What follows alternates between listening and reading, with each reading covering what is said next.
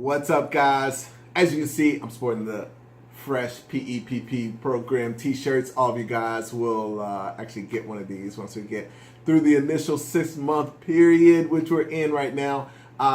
You guys had a few questions, and I wanted to create a video. Jennifer, you had a few that covered some of the questions that the other folks had. So I wanted to jump into this and do this video for you guys.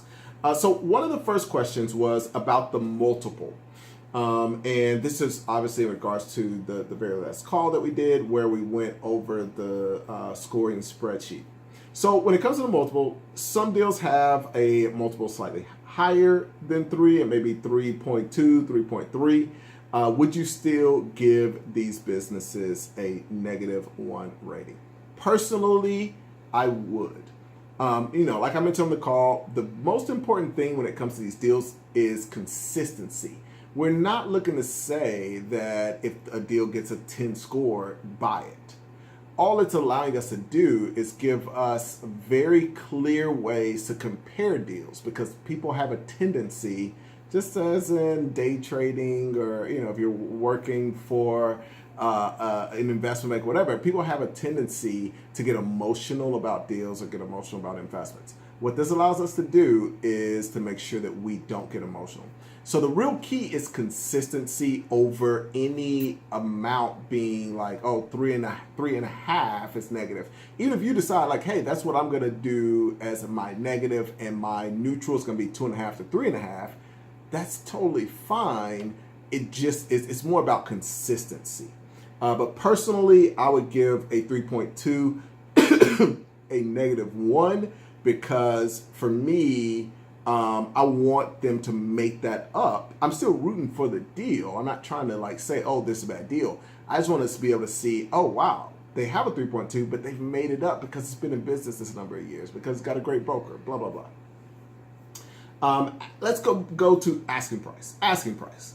Do you rate this based on 2.5 or 3 times cash flow? So 1 less than 2.5, 0 or neutral would be 2.5 to 3.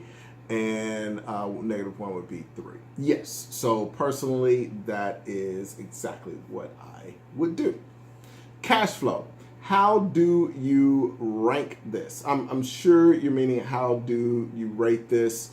And it's going to be based on the target cash flow. The target cash flow for the person typically is going to be a 2 multiple of the asking price. So you're going to look at the asking price. So if we said that neutral asking price was 250,000, then that would make the multiple on that be 125,000, and that would kind of be your target on that. Again, it's really, you want it to be reasonable. Obviously, if your target price is 250,000 and you say it's a $500,000 price, then that's outrageous. But if you're doing everything, this isn't like a formula. It's no kind of magic formula. It is more about consistency, and so I would just reiterate that.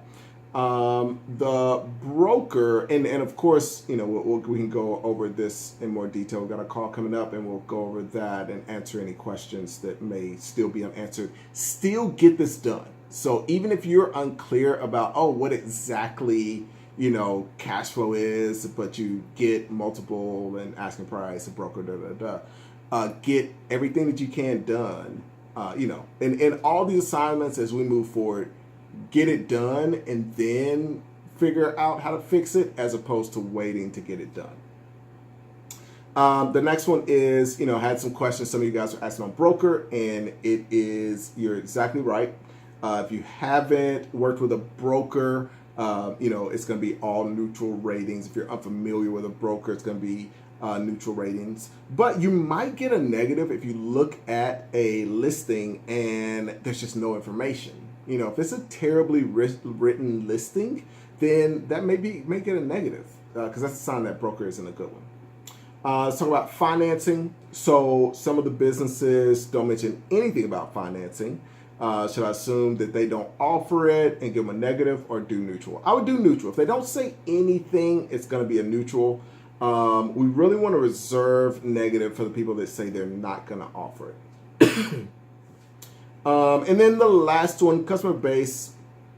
You know, there's some listings that may have like 4,000 people on a email list, even though they're not active customers, or they have 200 clients. And, you know, a vast majority of these mention their size and repeat client base and all that. How do we rank this? This is a great one because I want you guys to be clear. This is in the last three. The last three of the ranking system is based on you, and it is all about you coming to terms with what you want out of the deal. So for me, at given times, you know, we're looking at a deal in travel space right now.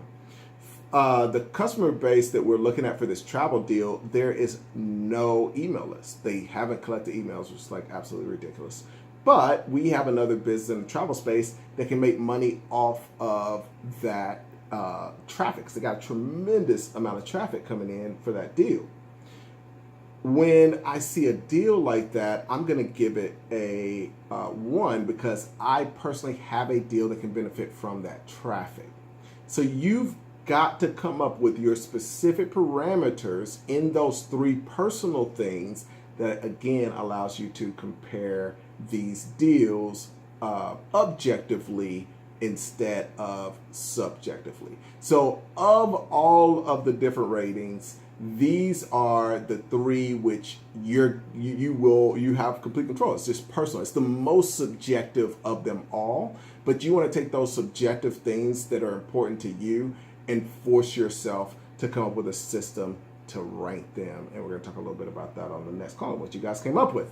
Hopefully this was helpful. Obviously, we'll answer any other questions on the next call and look forward to talking to you guys soon.